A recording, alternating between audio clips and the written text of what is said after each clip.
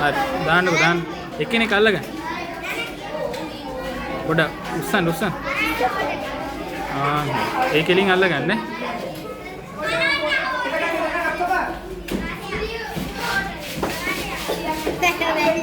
ඕ වැස්ස.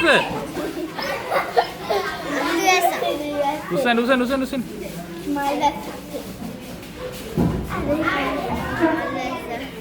අප්පට සිරි මේ ගම් වතුර ගන්නවා වගේ. ගහක් කැඩුණා නේද?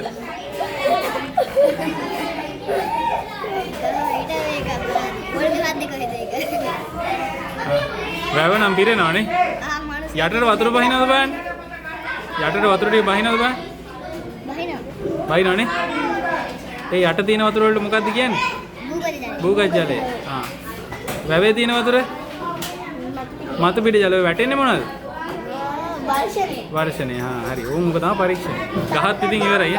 ඒක ලොකුවට වැස්සා. කියන්නේ මේ දවස්වල වැස්සා වගේ තමයි ලොකුවට වැස්සා.